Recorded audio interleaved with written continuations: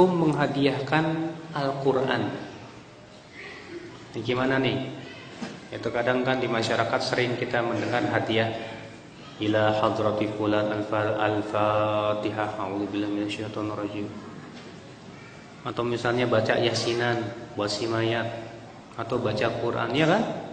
Iya. Apa hukumnya? Terjadi ikhtilaf para ulama.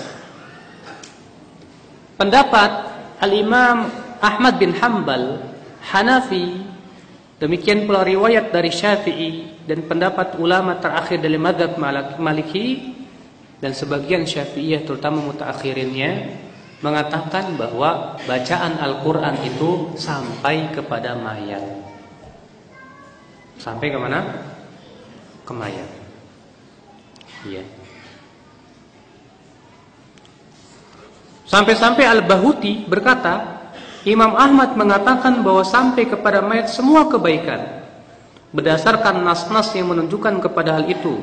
Juga karena manusia di negeri-negeri berkumpul membaca Al-Quran untuk dihadiahkan kepada mayat tanpa ada pengingkaran, sehingga menjadi ijma' mereka. Sampai-sampai Al-Bahuti mengatakan di sini, kata ini ijma'. Dan nanti kita akan sebutkan bahwa tidak ada ijma'. Iya. Apa dalil mereka, Pak?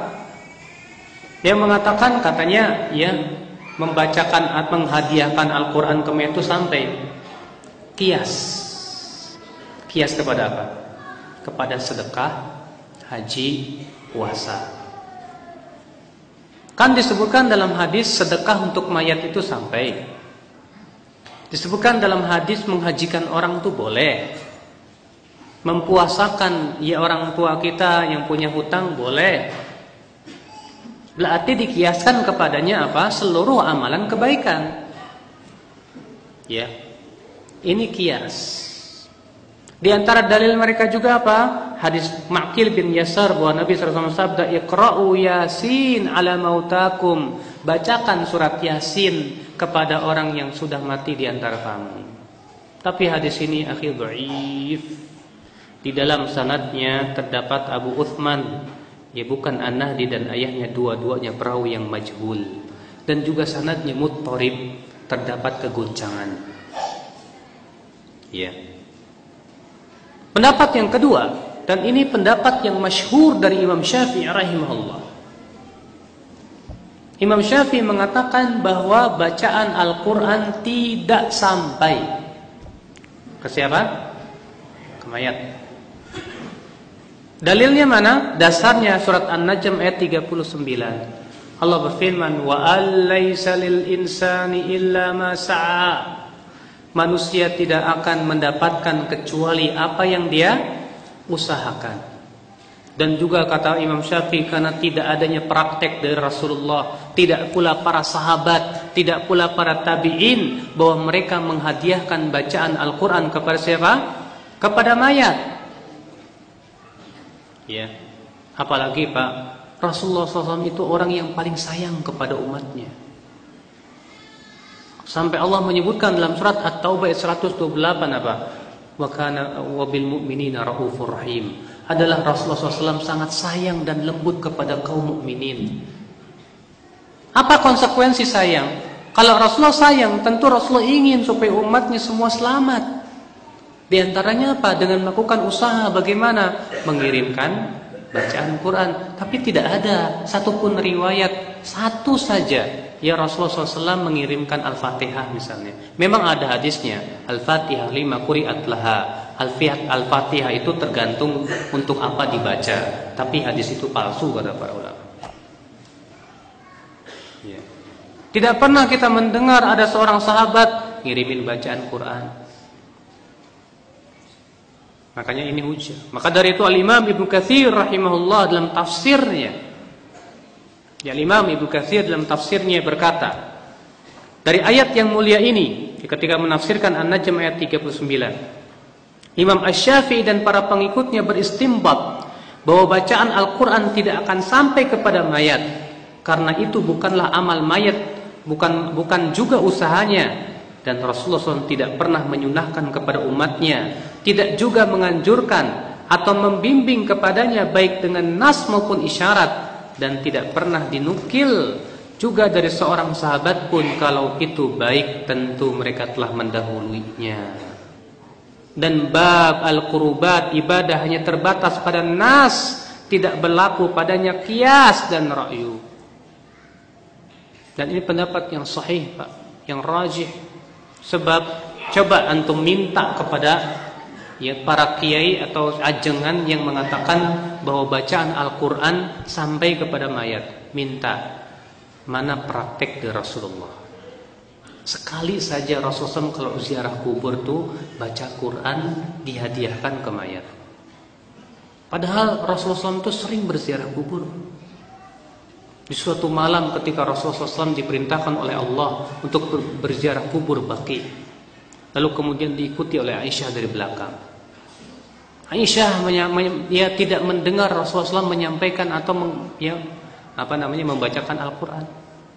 Bahkan ketika Aisyah berkata kepada Rasulullah, "Ya Rasulullah, kalau saya berziarah kubur, apa yang harus saya baca?" Kata Rasulullah, "Quli, ucapkan Assalamualaikum ya ahlad diyar." Ya, sampai akhirnya Rasulullah tidak mengajarkan tentang bacaan ayat Al-Quran. Kalaulah itu baik, tentu sudah diajarkan oleh siapa? Oleh Rasulullah Sallallahu Alaihi Wasallam. Para sahabat yang mati di zaman Rasulullah banyak tidak? Baik. Ketika Rasulullah SAW meninggal dunia, apakah para sahabat baca yasinan? Tidak pernah kita mendengar dalam sejarah ketika Rasulullah SAW meninggal dunia itu para sahabat yasinan. Silakan dibuka kitab-kitab bagi mereka yang mau berpikir, ya, kitab-kitab hadis dengan sanad-sanadnya. Ketika Rasulullah meninggal dunia atau Abu Bakar meninggal dunia, tidak pernah kita mendengar para sahabat kumpul baca yasinan. Ketika Umar bin Khattab meninggal dunia, Utsman meninggal dunia, Ali bin Abi Thalib meninggal dunia, kita tidak pernah mendengar para sahabat baca yasinan, menghadiahkan bacaan Al-Quran kepada. Selain hadisnya juga dhaif, ya. Itu menjadi tren di masyarakat, kan? Ayo baca yasinan. Ya, kalau nggak yasinan kamu Wahabi, sesat kamu. Masya Allah. Ikhwatul Islam, azani Allah wa iyyakum. Adapun klaim Bahuti bahwa itu ijma, ini klaim yang batil. Kenapa? Karena perselisihan dalam masalah ini jelas. Lah terus berarti Imam Ahmad sesat dong. Berarti Imam Malik sesat. Berarti Imam Abu Hanifah sesat? Yang mengatakan bahwasannya ya bacaan Quran sampai, kita katakan mereka sudah berijtihad. Dan orang yang berijtihad itu kalau benar dapat 2 pahala. Kalau salah dapat 1 pahala. Berarti buat mujtahidnya dapat pahala. Lah buat antum kalau tahu itu salah dapat dosa kalau tetap ngikutin juga. Ya akhi, dalam masalah perselisihan ulama, hujah kita bukan ulama.